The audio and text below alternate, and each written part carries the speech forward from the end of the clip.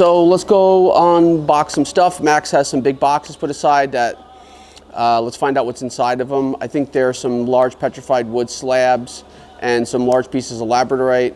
So let's go check them out. Okay, here we go. Actually, the flash is good here. Thank you. Bingo.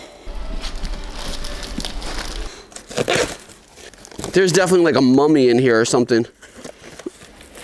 Whatever's in here is fucking crazy. Wow. But thank you. That was very smart. I'm getting stupider as I'm getting older. That's why you gotta have young, smart kids around. The suspense is killing me. Rip it off, baby. That's how you know it's right out of the mine. They got a hand-weaved palm basket on this shit.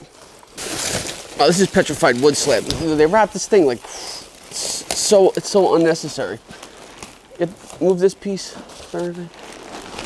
Okay, so we unpacked those slabs here. This is part of the set. It looks like it's gonna be just like one solid set. Maybe like a 5-piece set. I don't know what I'm gonna do with this yet. Usually people would want to turn this into tables, but I think I can come up with something better. Maybe like a mounted wall display or something would be cool. Okay. All right. Since we're moving right now, we're kind of going through everything that's been kind of put to the side. These are natural citrine points, which are wrapped in plastic, but still, you know, finding natural citrine this big, this thing is going to be like a $8,000–9,000 rock itself. And then I have this piece of purple lab that I've been holding on to. I don't know if you could see that, but this piece is as good as lab is going to really get. This is, I'm never probably going to sell this. No, and then I have this quartz, abundance quartz cluster generator, which has got etching all along the side. And again, the plan for all of this stuff, like these are huge polished celestites, which you don't typically see pieces this big. And I'm just going to save all of this stuff for the rainy day because the mines are just slowly diminishing and there's not really much material. So the more material I can hold on to, especially the good quality stuff, the more lucrative it's going to be in the future. And maybe, you know, who knows, one day my kids, they'll have, you know, a lot of rocks. Melvin will have a lot of rocks maybe one day. This piece weighs like probably like 250 pounds and it's a blue flash lab. You know, the thing is people are always asking me for big pieces of lab, but they're just so hard to get because usually you don't get good flash on the big pieces. That's why when you see tables and stuff, they're usually pieced together so that you have a good flash. Like, see that's a smaller piece, but you can see the flashing is kind of spotted. But this is like so hard to get, this size piece of lab with good flash. This is extremely valuable. Something like this is going to go for like $7,200 probably. So one of the things that's happening as we get deeper into the crystal business is that there's a lot of material that's becoming extremely difficult to source.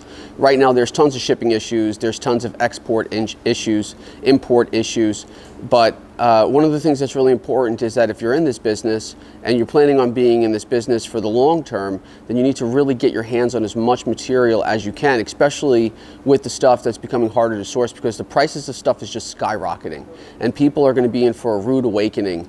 I'm already aware of it. I already know what's going on because I'm on the back end, but a lot of people are not aware of what's going on in the back end of the crystal business, and I'm telling you, prices are going to be going up. Getting this stuff is basically impossible now. The mines have been closed for quite a while. A lot of people have material that they mine that's just sitting in their garages that's not clean. Actually friends with one of the guys who mines them. That's how I have so many, I probably have like around like 300 pyrite suns in private reserve. Geodes, which are also extremely hard to get, you know, boom. Orlanite red fox, comes out of Argentina. And then I have here a piece of fluorescent fluorite with calcite on it. It's blue, but when it's just spectacular. And I'm gonna hold on to that. That's going into my private reserve. This stuff right here, this is naturally double terminated laser Lemurian.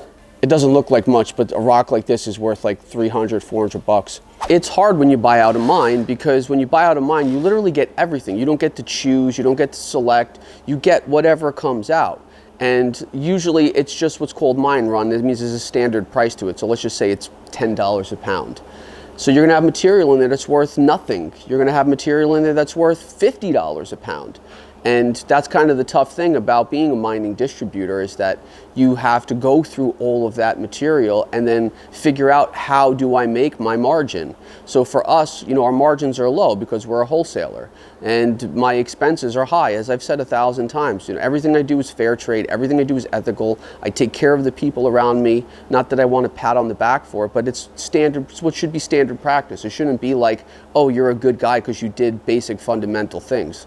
You know, and buying out a mine is really tough because you spend, you know, $100,000 plus to buy out a mine, and then, you know, you have to figure out on your own, how do I recoup the funds from that and make some money on it. We're going to go out to Tucson. We're going to be open for sales during the gem show. What are the dates? January 28th to February 13th. Okay, and I think we're going to do one weekend where we'll lower the minimum to 200 and let people come in who normally wouldn't be able to come in.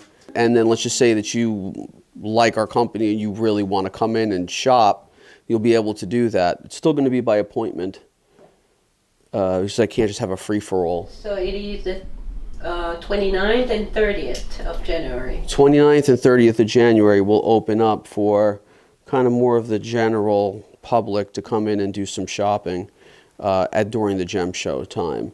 So if you're interested in that, you better contact us and make your appointment for that. And Megan will be coming out with me. Mac's going out with Melvin. And we'll see you in Tucson.